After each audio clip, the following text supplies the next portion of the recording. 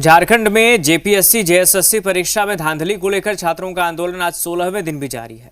सरकार और छात्रों के बीच आज दोपहर 12 बजे फिर बातचीत होगी। कल मुख्यमंत्री के साथ मंत्रियों की बैठक हुई थी, जिसमें डेलीगेट्स के द्वारा छात्र संगठनों से हुई वार्ता को लेकर सीएम को जानकारी दी गई थी। इसके बाद आज फिर बातचीत होगी। वहीं आपको बता दें, अब तक हुई शुक्रवार और शनिवार की बातचीत बेनतीजा रही है।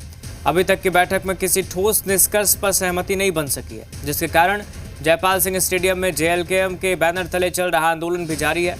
बैठक में सरकार की ओर से मंत्री दीपिका पांडे सिंह, सुदेव कुमार सोनू और संजय कुमार यादव शामिल हुए, जबकि छात्र प्रतिनिधि मंडल में दीनबंधु मंडल, पूजा कुमारी, चंदन कुमार, विमल कुमार, प्रेम कुमार, रविशंकर, अमित कुमार शर्मा और रामावतार महतो मौजूद रहे। इससे पहले शुक्रवार को भी सरकार ने आंदोलन कर रहे दूसरे गुट के छात्र प्रतिनिधियों के साथ बातचीत की थी, लेकिन उस बैठक में भी कोई ठोस समाधान नहीं निकल पाया था। हालांकि सरकार की ओर से यह संकेत दिया गया है कि बातचीत के सभी विकल्प अभी भी खुले हैं और आगे भी संवाद जारी रखा जाएगा।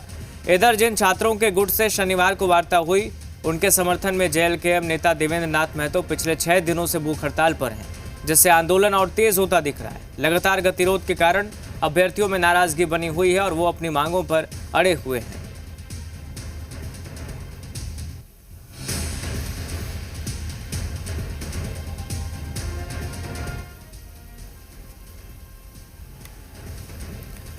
आज दोपहर 12 बजे फिर होगी बातचीत। जो जानकारी मिल रही है उसके मुताबिक, चूंकि अब तक की बातचीत में कोई ठोस निष्कर्ष नहीं निकल पाया है।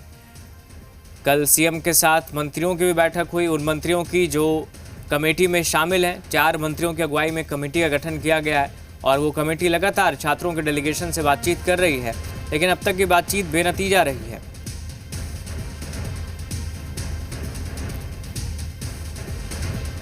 और ज़्यादा जानकारी के साथ हमारे सहयोगी कुमार चंदन हमारे साथ रांची से लाइव जुड़ गए हैं। चंदन, बताइए, 2 दिनों की बातचीत में कितनी सकारात्मक वार्ता हुई है और आज का क्या प्लान है? जयपाल सिंह मुंडा में इस वक्त क्या चल रहा है, बताइए। देखिए, 16वें दिन छात्रों के आंदोलन का है, अनशन का है, और जो बातचीत है वो बातचीत हुई है और आज फिर बातचीत होनी है।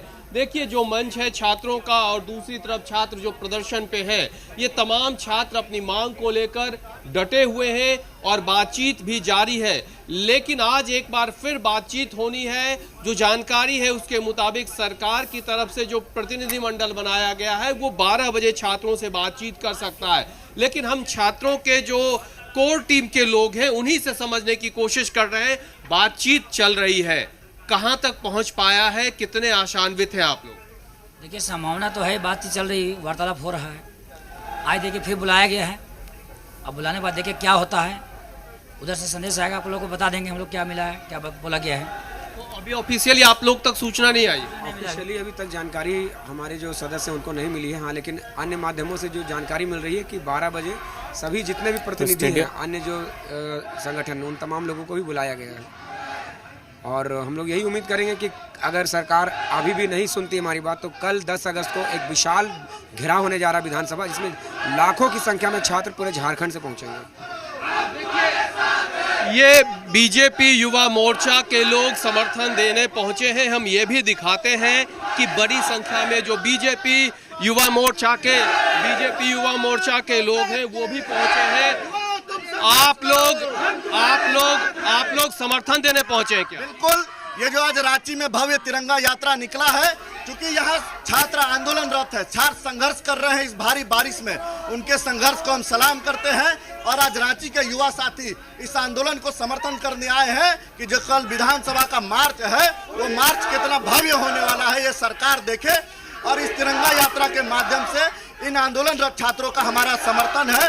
इस राज्य में अब नौकरी नहीं बिकेगा, ये मैसेज राज्य का युवा दे रहा है। सवाल ये है कि अलग अलग प्रतिनिधि मंडल से सरकार के प्रतिनिधि बात कर रहे हैं, छात्रों के अलग अलग प्रतिनिधि मंडल से। देखिए, डिवाइड एंड रूल पॉलिसी में झारखंड सरकार चल रहा है। इस राज्य में और भी कई छात्र संगठन है, एबीवीपी है, आजसू है।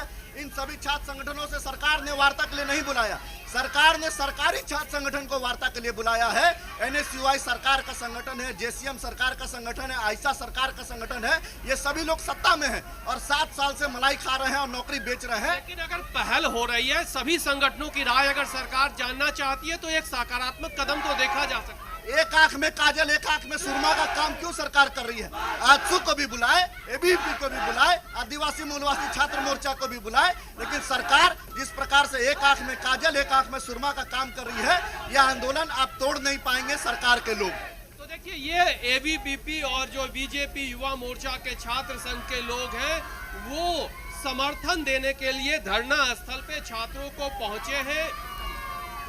और इस तरह से जो छात्रों के प्रदर्शन का, धरना का ये 16वां दिन है और बातचीत से समाधान की दिशा में सरकार आगे बढ़ रही है।